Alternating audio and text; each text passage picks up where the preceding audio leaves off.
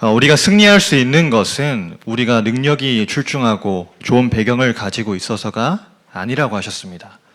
그래서 오늘 함께 나눌 말씀의 제목은요,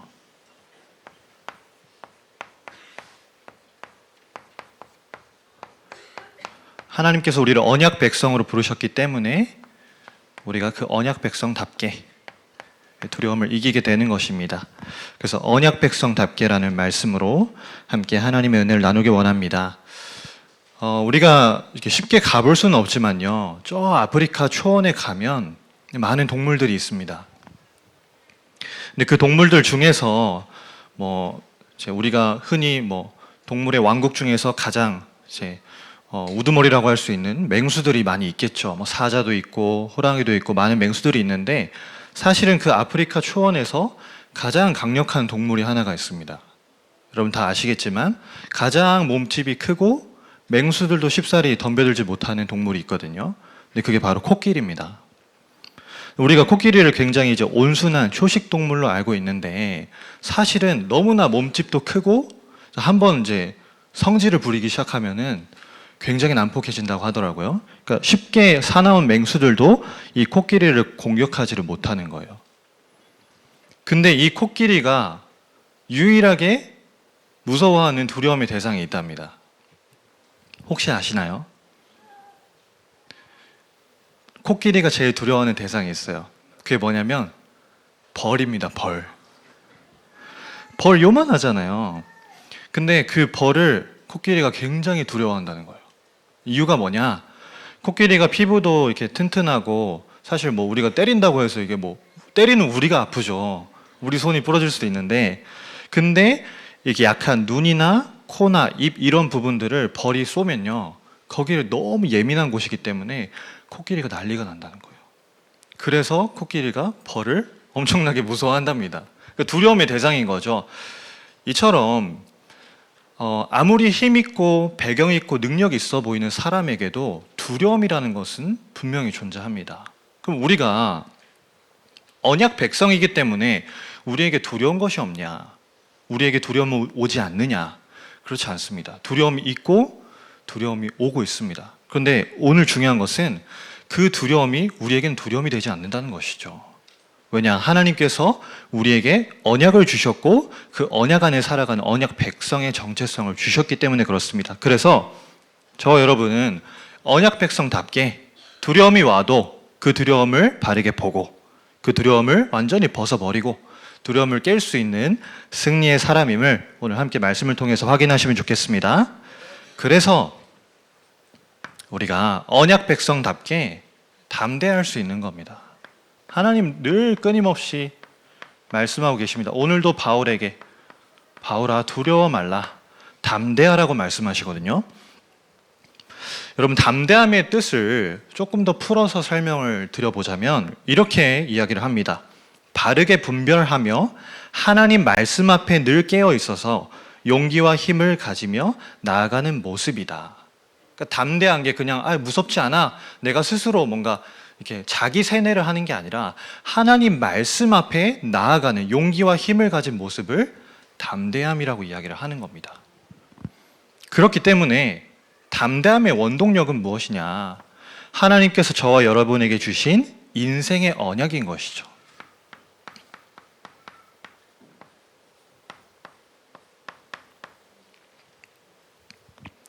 하나님께서 우리에게 주신 인생의 언약이 무엇입니까? 하나님이 사람을 하나님의 형상대로 창조하셨단 말이죠. 하나님의 형상대로 창조하시고 그 안에 생기를 불어넣으셔서 생명되게 하셨습니다. 그리고 에덴에서 모든 것을 누리게 하셨는데 인간이 사단에게 속아서 이 축복을 놓친 거예요. 근데 중요한 것이 있습니다. 놓친 것으로 끝난 것이 아니라 인간이 그 축복을 놓쳤을 때 곧바로 하나님은 사람에게 절대 언약을 주신 겁니다. 이걸 붙잡으면 회복할 수 있다라고 우리에게 주신 절대 언약이 있다라는 것이죠. 그게 바로 창세기 3장 15절 여자의 후손의 언약입니다. 하나님께서 물로 이 땅을 심판하시기로 작정하셨을 때에도 방주를 만들어라. 이 방주 속에 들어오면 다 산다. 그게 절대 언약인 것이죠. 또 아브라함을 택하여 부르실 때에도 너는 복이 될지라. 하나님이 절대 언약 속에서 아브라함을 부르셨습니다. 그래서 이 절대 언약을 가진 사람에게는 반드시 세상이 빼앗을 수 없는 절대 축복이 오게 되는 것입니다. 여러분, 우리는 아브라함이 받은 축복이라고 자꾸 생각하잖아요.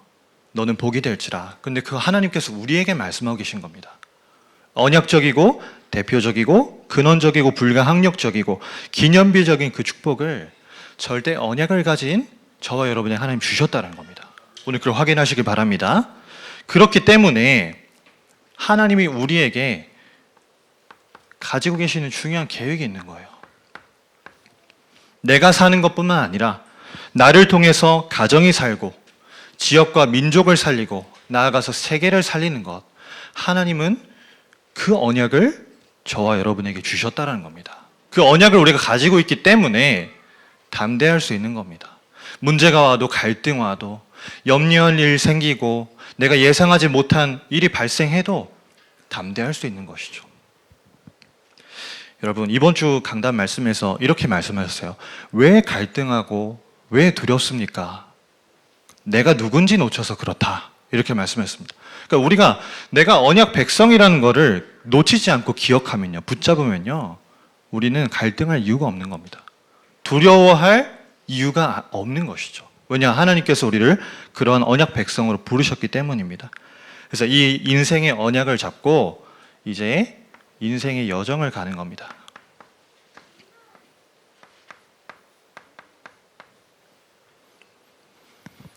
이 인생의 여정을 가는 우리에게 하나님께서 절대 시간표를 주셨어요.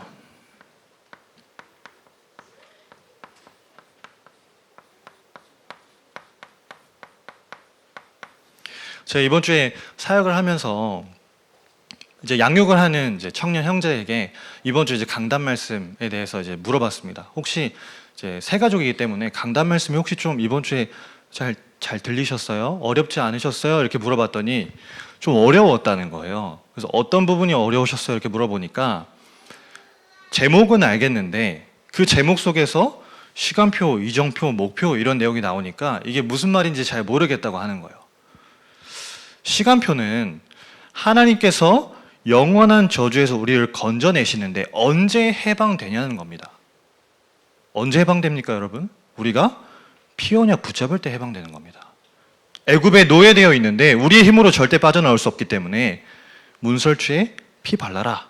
피 바른 날에 죽음의 사자가 넘어갈 것이다. 절대 시간표죠. 이때의 모든 두려움이 벗어지는 겁니다. 그러면 출애굽했기 때문에 가는 광야 속에서는 이제 언제 가야 될 것인지, 언제 멈춰야 될 것인지 그거를 하나님이 보게 하신다는 거죠. 그게 바로 이정표입니다. 구름 기둥, 불 기둥으로 광야의 길 가는 언약 백성의 모든 발걸음을 인도하신 거예요. 그래서 이정표는 보고 따라가는 겁니다. 그래서 광야 가는 중에 가장 좋은 것, 세절기와 언약궤와 성막, 예배할 수 있는 축복을 하나님이 우리에게 주신 겁니다. 얼마나 감사한지요. 자, 그리고 절대 목표입니다. 이제 그 이정표를 따라가는 가운데 우리가 가는 목표는 가나안이 목표가 아니죠. 가나안에 입성하는 것 그 자체가 목표가 아닙니다. 왜냐? 가나안이 목표가 된다면 거기 딱 들어가는 순간부터 거기에 그냥 갇히게 되는 거예요. 아, 이제 들어왔다. 끝났다. 그게 아니죠. 가나안에서 탈가나안 해야 된다 했습니다. 7족속 31왕이라고 하는 우상 숭배자들이 기다리고 있기 때문에 그들을 두려워하지 마라. 두려워하지 않을 때 하나님께서 언약 가진 자에게 왕벌을 보내셔서 그들을 진멸할 것이다. 그 권세를 사용하라는 겁니다. 그럼 여러분, 우리의 여정 가운데 우리가 하면 되는 딱 한 가지가 있습니다. 그게 뭐냐? 인생의 언약을 붙잡는 거예요. 인생의 언약을 붙잡는 것 자체가 내가 이 여정길 가는데 다른 거 필요 없습니다. 하나님 나와 함께 하시고 내게 주신 이 인생의 언약을 붙잡으면요, 딱 이대로 가게 되는 거예요. 근데 우리는 우리에게 주신 이 권세를 사용하면 되는데 와 있지만 사용하지 못할 때가 너무나 많은 것 같습니다. 요즘에 이제 운전하시는 분들이 굉장히 많잖아요. 요즘엔 뭐 남녀노소 할 것 없이 많이 운전을 하시는데 사실은 우리가 좋은 차를 타고 있어도 그 차의 기능을 완전히 모를 때가 많습니다. 혹시 여러분 헤드라이트 조사각 조절하는 거 아시나요? 그 차에 보면요, 차마다 좀 다를 수는 있는데 핸들 옆에 보면은 이렇게 되어 있는, 제가 그림을 잘 못 그리는데 이렇게 되어 있는 아이콘이 있어요. 근데 여기에 보면은 화살표가 이렇게 위아래로 되어 있습니다. 그럼 이거는 이제 헤드라이트의 각도를 조절할 수 있는 기능이라는 거거든요. 근데 여기에 보면은 밑에 이제 0부터 3까지의 숫자가 있어요. 혹시 0부터 3 숫자를 어떻게 조절하는지 아시는 분? 언제 0으로 가고 언제 3으로 가는지 아시는 분 계신가요? 저도 몰랐습니다. 저도 몰랐는데 최근에 이제 그 자동차에 대해서 이렇게 검색을 해보다가 이게 있는데 이 기능을 사람들이 잘 모른다는 거예요. 그래서 제가 알려드리겠습니다. 우리가 운전할 때 보면요, 야간 운전하는데 반대편 차량이 내 눈을 너무 이렇게 눈부시게 할 때가 있잖아요. 전문용어로 눈뽕이라고 하는데, 근데 그게 이제 쌍라이트를 켜지 않았는데도 내 눈이 부실 때가 있다는 거예요. 왜 그러냐? 이거를 이제 잘못 설정을 해놔서 그렇습니다. 그러니까 숫자가 0에서 3으로 올라갈수록 이 각도는 낮아지는 거예요. 자, 그러면 0일 때 언제 0으로 설정을 해놓냐? 차에 탑승한 승용차 기준으로 말씀드리겠습니다. 차에 탑승한 이제 운전자 한 명일 때, 혼자 운전하거나 아니면 옆에 앞좌석에 동승자가 있을 때는 0으로 해놔야 된대요. 그리고 1로에서 각도를 좀 낮춰야 될 때는 차에 승용차 5인승이면 5인이 다 탔을 때, 왜냐하면 이제 하중이 실리니까 이 라이트가 좀 올라갈 거 아니에요. 그러니까 각도를 낮춘다는 거죠. 그리고 2로 또 올라갈 때는 전원 탑승한 상태에서 트렁크에 적재를 가득 했을 때, 왜냐, 더 하중이 실리니까. 그리고 마지막 3번으로 제일 이제 낮게 하는 때는 언제냐? 차량에 운전자 한 명 탔는데 트렁크에 적재가 가득 있을 때, 그때는 이제 앞에는 사람 한 명밖에 없는데 뒤에 하중이 많이 실려 있으니까 각도가 올라갈 거 아니에요. 그래서 제일 낮게 낮춘다는 거죠. 그러니까 우리가 이렇게, 제가 이걸 왜 말씀드리냐면, 우리가 권세를 가지고 있는데 사용을 못 한다는 겁니다. 그래서 사용하는 저 여러분 되시길 바랍니다. 요즘에는 오토 레벨링이라고 해서 알아서 잘 조절해주는 그런 좋은 차도 있다고 하니까 그런 좋은 차를 타시면 될 것 같고요. 인생의 여정을 가는 가운데 이제 우리에게 주신 인생 목표를 향해 나아가는 겁니다.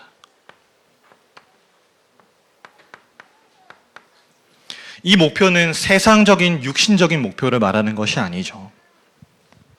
하나님께서 저와 여러분을 지금 살고 있는 이 한 지역에 보내신 이유를 찾는 겁니다. 절대한 지역.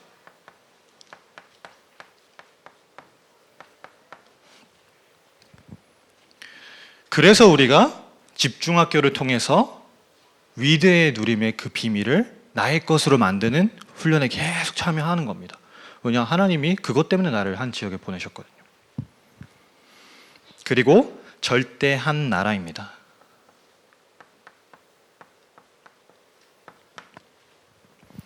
다민족과 중요한 우리 선교사님 도울 수 있는 237 조직을 우리가 준비하고 있습니다. 내년 세계 선교대회를 두고서 지금 계속해서 훈련하면서 준비를 하고 있죠. 그래서 이걸 통해서 집중 캠프를 하고, 더 나아가서는 목사님과 함께 순회를 할 만큼 우리가 이거 중요하게 준비하고 하겠다라는 겁니다. 그리고 또 다른 목표, 절대한 시대입니다.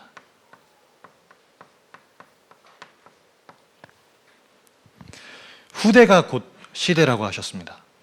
그래서 우리 아이들을 키우는 일에는 우리가 가진 모든 것을 다 쏟아 부어야 된다, 이렇게 말씀하셨잖아요.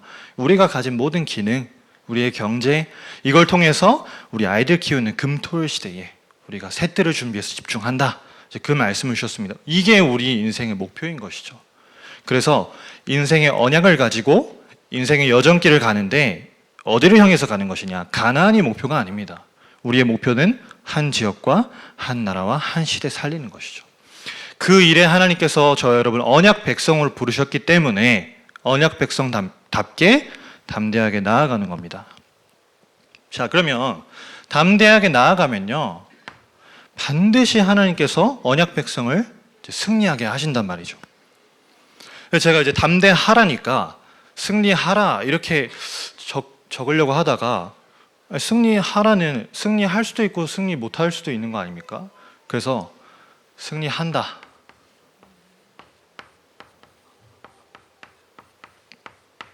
언약 백성은 반드시 승리하게 됩니다. 근데 왜 두려울까요? 주님은 분명히 우리에게 승리한다라고 말씀하시는데 왜 두려울까요? 오늘 본문을 통해서 우리가 확인할 수 있습니다. 우리가 두려운 이유는 다른 것이 아니라 인생의 언약을 붙잡아야 되는데 자꾸 우리는 현실을 붙잡는 거예요. 현실을 붙잡는 걸 넘어서 현실에 붙잡혀 버리는 겁니다.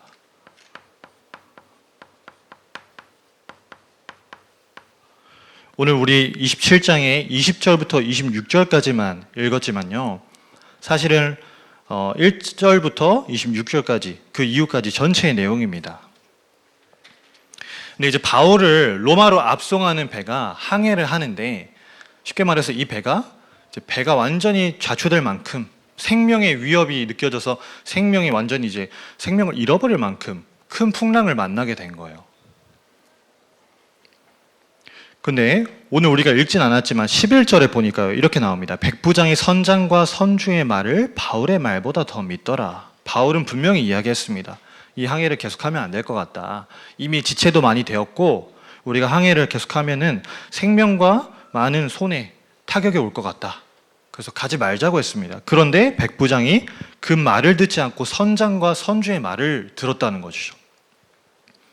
그러니까 현실에 붙잡힐 수밖에 없는 이유가 뭐냐면요, 우리가 자꾸 절대 언약을 붙잡는 게 아니라 사람의 말을 붙잡는 거예요. 그리고 또 그 뒤에 12절에 보니까요, 그 항구가 겨울을 지내기에 불편함으로 거기서 떠나 아무쪼록 베닉스에 가서 겨울을 지내자 하는 자가 더 많았다. 그러니까 지금 딱 도착한 그 항구가 겨울을 보내기엔 너무 부적합하다고 생각한 겁니다. 뭐를 붙잡은 거죠? 말과 더불어서 쉽게 말해서 내 생각을 붙잡은 거예요. 하나님의 언약 속에서 절대 계획을 찾고 붙잡은 게 아니라 사람들의 말과 생각을 붙잡은 겁니다. 그러니까 두려움이 올 수밖에 없는 거고, 그 두려움이 왔을 때 현실에 붙잡혀 있기 때문에 넘어질 수밖에 없는 거예요. 그랬는데 이제 계속 항해를 결정하기로 했고, 심지어는 13절을 보니까요, 남풍이 순하게 불매 그들이 뜻을 이룬 줄 알고 닻을 감아 해변을 끼고 항해하더니, 이렇게 가니까 남풍이 불면서 배가 이렇게 정말 순항하게 된 거예요. 그러니까 우리가 잘 선택했구나 이렇게 생각을 한 거죠. 처음에는요, 말과 생각을 선택해도 거기에 아무 문제가 없어 보일 수 있습니다. 오히려 더 잘 되는 것 같이 보일 수 있단 말이죠.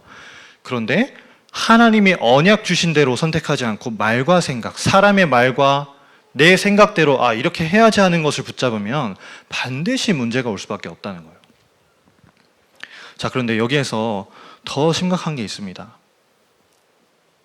사람들이요, 여기에서 문제가 이제 오기 시작하면 내가 지금 잘못된 걸 붙잡았구나 깨달아야 되는데, 그걸 깨닫는 게 아니라 더 다른 방법을 찾기 시작하는 거예요. 이제 내가 해결해 보려고 또 다른 방법을 찾는 거죠. 이렇게 순항을 하는 중에 얼마 안 되어 유라굴로라고 하는 광풍이 크게 일어나니, 큰 광풍이 일어나게 된 겁니다. 그때 이제 어떻게 하기 시작하냐면요, 일단 거룻배를 배에 묶어요. 거룻배를 배에 묶는다는 건 뭐냐? 거룻배는 이제 나중에 배에서 하선을 할 때 사용하는 작은 배입니다. 그러니까 배가 이제 해변 가까이로 큰 배가 갈 수 없으니까 거룻배가 분명히 반드시 있어야 되거든요. 거기에 타고 이제 해변까지 가는 거예요. 그러니까 그거를 묶었다라는 거는 풍랑 때문에 이걸 잃어버리면 절대 안 된다는 거예요. 내 방법인 거죠. 왜냐? 마지막까지 살 길을 지금 찾고 있는 거예요. 그러면서 또 나옵니다. 너무나 이게 심각해지니까 이제는 애를 쓰다가 짐을 버리기 시작하는 거예요. 승객들의 모든 짐을 다 버리기 시작하는 거예요. 그래도 안 되니까 이제는 어떻게 합니까? 배의 기구를 그들이 손으로 내버리니라. 19절에 나오죠. 여러분, 현실에 붙잡혀 버리면요, 내가 지금 사람들의 말 붙잡고 생각 붙잡으면요, 문제가 오는데, 문제가 오는 것, 그게 큰 문제가 아니라 여전히 내가 내 방법 선택하고 있다는 겁니다. 하나님은 우리에게 이미 다 끝난 것을 주셨는데 이거대로 그냥 가기만 하면 됐는데 우리가 자꾸 내 것 붙잡는 거예요. 그러니까 나중에 어떻게 됩니까? 20절 우리가 오늘 읽었습니다. 여러 날 동안 해도 별도 보이지 아니하고 큰 풍랑이 그대로 있음에 구원의 여망마저 없어졌더라. 지금처럼 내비게이션이 있고 장비가 발달되어 있는 게 아니잖아요. 항해를 할 때에는 해가 있어야 되고 별이 있어야 됩니다. 왜냐, 그걸 보고 방향을 판단할 수가 있는데 지금 해도 별도 보이지가 않는다는 거예요. 구원의 여망마저 없어졌더라. 완전히 어떤 상태죠? 절망 상태.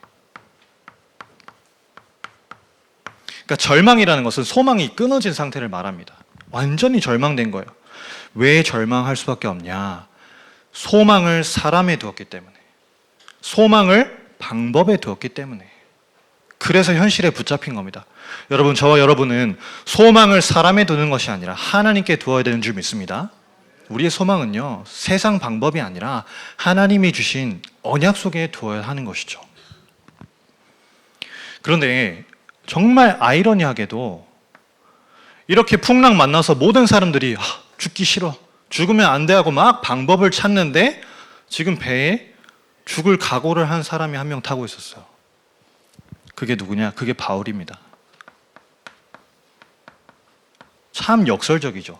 모든 배에 있는 사람들은 지금 살고자 난리를 치고 있는데 그 배에 한 사람만 죽기를 각오하고 타 있는 거예요. 여러분, 사람들은 현실에 붙잡혀 있는데 바울은 현실을 잡아버렸습니다.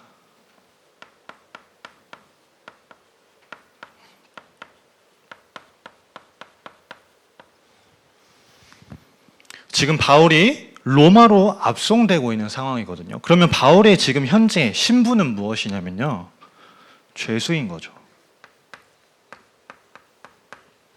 근데 바울이 죄수의 신분으로 로마로 압송되고 있지만 바울은 죄수가 아니었습니다. 왜 그러냐? 지금 유대인들의 고발로 죄인이 되었지만 분명히 재판 가운데 총독 베스도가 이렇게 이야기를 했어요. 바울이 죄가 없다고 판단했습니다. 근데 왜 로마로 압송돼 갑니까? 바울이 상고를 했거든요. 내가 가이사 황제에게 가야겠다. 나를 로마로 보내달라. 그러니까 죄인이 아니라고 판단을 했는데 스스로 죄수가 되는 걸 선택한 거예요. 그럼 지금 이건 문제가 아닌 거죠. 바울이 스스로 선택한 거니까요. 그리고 바울의 상소대로 로마로 가는데 아그리빠 왕도 죄가 없다고 판단했습니다. 뭐라 나오냐면요, 사도행전 26장 32절에 이 사람이 만일 가이사에게 상소하지 아니하였더라면 석방될 수 있을 뻔하였더라. 죄가 없다라는 겁니다. 이 죄인이 아닌 거예요. 근데 지금 죄수가 되어서 로마로 압송되고 있는 거예요. 여러분, 우리가 꼭 기억해야 됩니다. 우리는 언약 백성이기 때문에 우리에게 문제가 온다? 그럼 내게 아닌 거예요. 왜요? 우리의 정체성 언약 백성이기 때문에. 하나님이 왜 우리에게 문제를 주셔서 지금 로마로 압송되어 가는 듯한 문제 속에 있게 하십니까? 이 뒤에 중요한 걸 이루려고 하심이죠. 그걸 봐야 됩니다. 로마로 압송되는 상황이지만 대우는 죄수 대우가 아니었어요. 오늘 3절을 보시면 바울을 친절히 대하여 친구들에게 가서 대접받기를 허락했다. 아니, 무슨 죄인을 잠깐 친구들 만나고 오세요 하고 풀어줍니까? 죄인이 아닌 거예요. 사실상 로마로 압송되는 모든 여정이 하나님이 바울에게 주신 언약, 로마 복음화라고 하는 언약을 성취하는 여정이었다는 겁니다. 바울은 그걸 알고 있었기 때문에 현실에게 붙잡힌 것이 아니라 현실을 붙잡은 거예요. 그렇기 때문에 지금 바울이 그 로마로 가는, 압송되어 가는 항해 여정 속에서 만난 오늘의 풍랑은 바울에게는 전혀 풍랑이 아니었던 겁니다. 오늘 이와 같이 우리가 현실에 붙잡히는 것이 아니라 하나님 주신 인생의 언약을 정확하게 가지고 현실을 붙잡는 응답을 함께 누렸으면 좋겠습니다. 바울이 지금 인생 언약이 성취된 여정 속에 있었기 때문에 풍랑이 전혀 문제로 안 여겨졌던 거예요. 그래서 어떤 상태였냐면 지금 선원들은 막 짐도 버리고 난리를 치고 있는데 바울은 선실에서 잠을 자고 있었단 말이죠. 이 가능한 일입니까?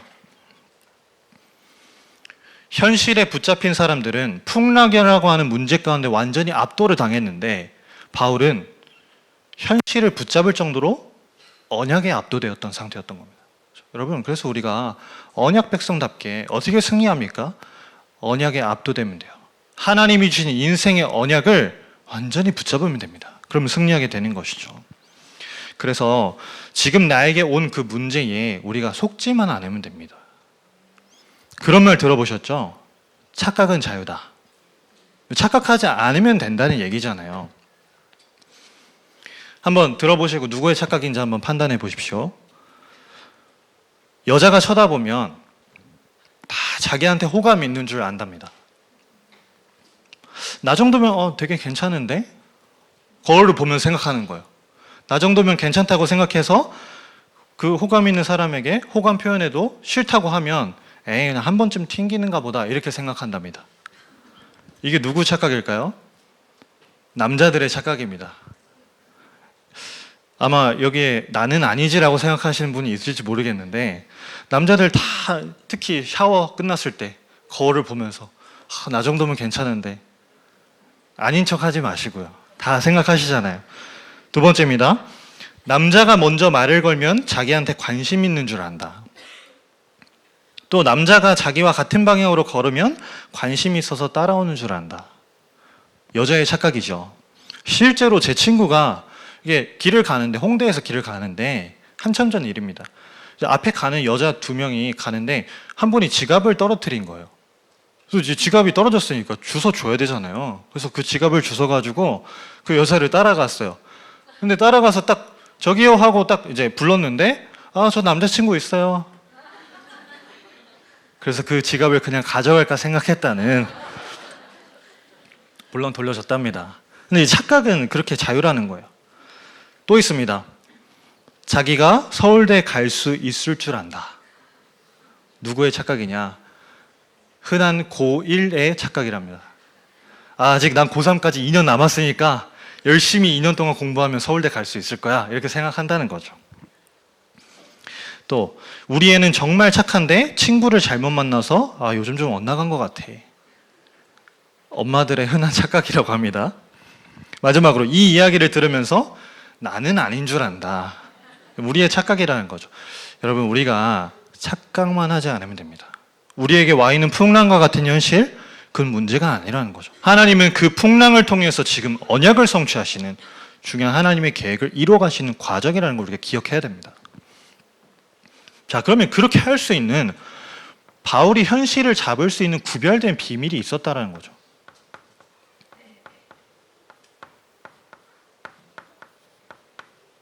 대단한 게 아닙니다, 여러분. 이미 우리가 가지고 있는 거예요. 바로 무엇이냐? 바울은요, 여호와 하나님을 믿고 의지하는 믿음을 가지고 있었어요. 그래서 우리의 믿음의 대상은 사람이나 방법이 아니라 오직 여호와 하나님이십니다. 그 믿음의 대상을 어디에 두느냐? 그게 현실에 붙잡힌 사람들과 바울의 가장 큰 차이였다는 것이죠. 그래서 이렇게 이야기하잖아요. 오늘 25절에 여러분이여 안심하라. 나는 내게 말씀하신 그대로 되리라고 하나님을 믿노라. 믿음의 대상을 어디에 두느냐가 굉장히 중요한 것입니다. 그리고 그 믿음을 가지고 이제는 기도하는 것이죠. 이번 주에도 말씀하시잖아요. 저는 정말 제 마음이 너무 부딪혀왔습니다. 우리가 세상 사람들이 볼 때는 기도하는 게 힘이 없어 보인다고 하시잖아요. 기도하면 힘이 없어서 기도한다. 근데 가장 힘 있는 사람이 기도한다 했습니다. 그렇죠? 바울이 풍랑 만난 뱃속에서도 하나님께 기도하고 있었다라는 거죠. 근데 얼만큼 기도했냐? 사도행전 27장 23절에 그렇죠? 어젯밤에 하나님의 사자가 내 곁에 서서 말하되, 하나님의 사자가 바울에게 말씀하실 정도로, 다시 말해서 언약이 꿈 중에서 확인되어질 정도로 깊은 기도의 비밀을 누렸다는 것이죠. 그래서 여러분, 우리가 왜 기도해야 되냐면요, 사실 우리가 이걸 모르지 않습니다. 문제 왔을 때 담대해야 되고 우리가 언약 백성이라는 사실을 여기 계신 분들이 누가 모르겠어요. 그런데 기도하지 않으면 자꾸 속는다는 거죠. 그래서 잠언 4장 23절에 이야기하십니다. 모든 지킬 만한 것 중에 더욱 내 마음을 지키라. 생명의 근원이 이에서 남이니라. 우리가 기도를 가지고 우리 믿음의 대상을 하나님께만 둘 수 있도록 우리 마음을 지켜야 되는 것입니다. 자, 그러면 하나님이 어떤 응답을 주시냐면요, 이젠 세상 가운데서 승리할 수 있는 영적인 힘을 주시는 거예요. 근데 내가 살아나는 것뿐만 아니라 내가 그 풍랑 만난 배에서 건져짐을 받게 되어지는 나만 사는 응답이 아니라 다른 이들까지 승리하게 하는 힘을 하나님 주신다는 거죠. 바울과 함께 항해한 그 배에 있었던 276명이 털끝 하나도 다치지 않았다고 합니다. 그 힘을 하나님 주신다는 것이죠. 그래서 언약 백성은 하나님이 이미 승리할 수밖에 없는 존재로 부르셨기 때문에 승리하자, 승리해보자가 아닙니다. 승리한다. 이 언약을 붙잡고 함께 나아가는 응답 누리면 좋겠습니다. 자, 그러면 이제 승리함으로 나아가면서 우리가 언약 백성답게 다 살려야 되는 것이죠.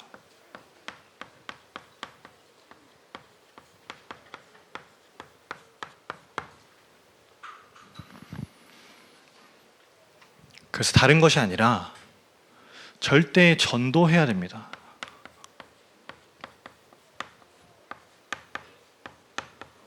이번 주에 우리에게 말씀하셨잖아요. 인생의 목표가 무엇이냐? 절대다. 절대 전도. 전도하지 않으면 안 된다는 것이죠. 풍랑 만난 우리 경기 남부 지역을 살려야 됩니다.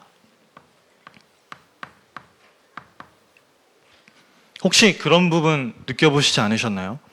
뉴스에서 뭐 사건, 사고만 나왔다 하면 우리 경기 남부 지역이더라고요. 항상 수원에 뉴스에 나올 때 나오는 내용이 있습니다. 각종 유흥과 관련된 사건, 사고, 범죄, 성범죄 이런 것들 항상 수원에서 일어나더라고요.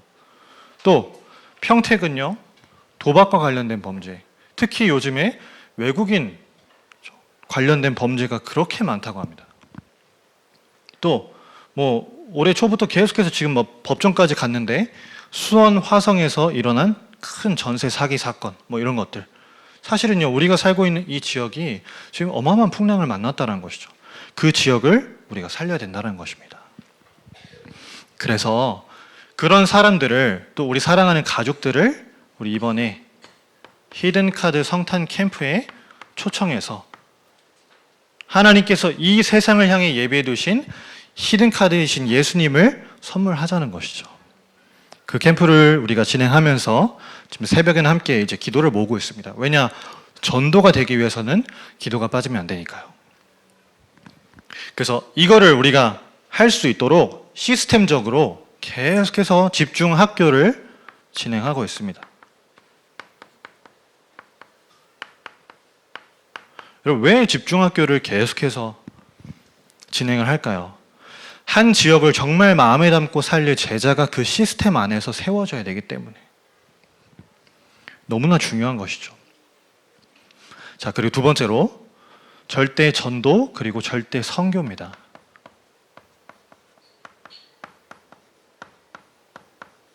몇 번 목사님께서 말씀을 하셨는데요. 더 이상 우리 한국이 단일민족 국가가 아니죠. 많은 전문가들도 이제 다민족 국가, 다문화 국가로 이미 들어섰다 이렇게 이야기를 하고 있습니다. 실제로 한국에 체류하고 있는 외국인 수만 코로나로 이제 심각했던 2021년만 제외하고는 계속해서 꾸준히 200만 명대를 유지하고 있다고 합니다. 우리나라에 지금 들어와서 체류하고 있는 외국인 수만 200만 명이 넘는다는 거예요. 어마어마한 숫자죠. 그리고 다문화 가구 수는 계속해서 증가하고 있는데 한 36만 정도 된다고 합니다. 우리랑 가까이에 있는 안산이나 시흥 같은 경우에는 그 도시의 인구의 10명 중에 1명은 외국인이라고 하잖아요. 그렇죠?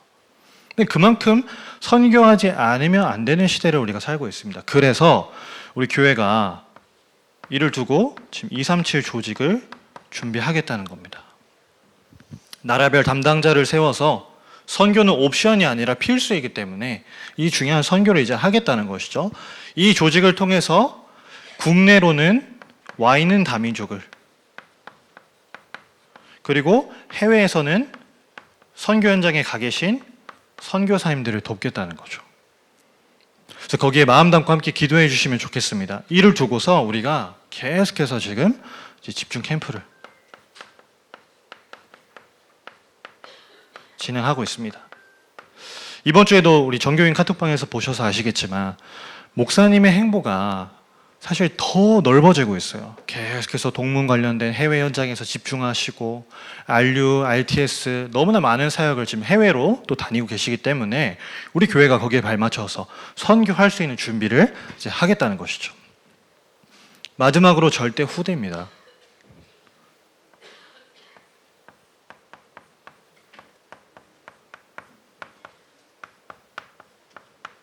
지금 이 땅에 마지막 전쟁이 벌어지고 있다라고 하는데 그 마지막 전쟁이 무엇이냐면요. 결국 인재 전쟁, 후대 전쟁. 이 정말 하지 않으면 안 되는 겁니다. 그래서 우리가 이걸 준비하는 거죠. 금토일 시대. 제가 좀 자료를 찾아보니까 이미 북유럽이나 미국 같은 경우에는 이미 주 4일제를 시행하고 있는 나라도 많더라고요.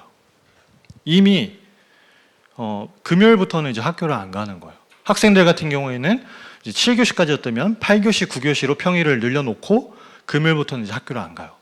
벌써 이미 그런 시대가 도래해서 지금 진행이 되고 있습니다. 그럼 머지않아서 이제 아시아에도 우리나라에도 그런 흐름이 이제 들어오겠죠. 그걸 미리 준비를 하자는 겁니다. 왜요? 준비 안 하면 세상에서 준비한 흐름에 우리 아이들 다 뺏길 수밖에 없다는 거예요. 그래서 준비하겠다는 거죠. 이거를 할 수 있도록 교회에서는 이제 세 가지 뜰을 헌당을 통해서 준비하자는 겁니다.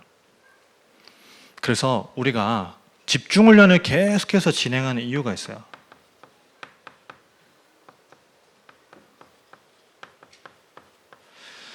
이걸 하지 않으면 지금 너무나 빠르게 우리 후대들을 잠식해가고 있는 이 세상 문화의 흐름을요, 우리가 이길 수가 없어요.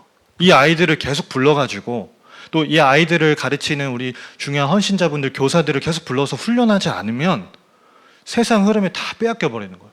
왜요? 너무나 빠르게 세상 문화 속에 각인 뿌리 체질 이미 다 돼 있습니다. 그거를 다른 걸로 바꿔줄 수 없기 때문에 이거를 계속 해야 된다는 것이죠. 그래서 여러분 혹시 이렇게 생각하실 수 있습니다. 아, 오늘 풍랑 만난 사람들의 모습이 내 모습 같다. 두려워하지 말라고 하셨는데 왜 나는 자꾸 두려워하지? 혹시 그렇게 생각하신다면 괜찮습니다. 왜 괜찮냐면요. 생각만 바꾸면 돼요. 아, 내가 언약 백성이니까 내가 속지 말아야겠다. 하나님이 나를 이미 담대한 존재로, 승리할 수밖에 없는 존재로, 그리고 나아가서 전도 선교 후대 가지고 다 살려야 하는 언약 백성으로 부르셨기 때문에 내가 속지 말아야겠다. 이렇게 우리의 생각을 바꾸면 되는 것이죠. 그래서 두려움 앞에서 세상을 이길 수 있는 힘 되시는 하나님의 말씀을 오늘 정말 붙잡고 담대하게 승리하는 축복을 저와 여러분이 함께 누리면 좋겠습니다. 하나님께 감사드립니다. 다른 것이 아니라 인생의 언약을 붙잡고 담대함으로 나아갈 수 있는 응답을 지금 이 시간 허락하여 주시옵소서. 우리가 현실에 붙잡힌 것이 아니라 바울처럼 현실을 붙잡을 수 있는 구별된 비밀 가지고 승리하게 하시고 전도와 선교와 후대를 통해서 다 살리는 중요한 응답을 누리게 하여 주옵소서. 살아계신 예수 그리스도의 이름으로 기도합니다. 아멘.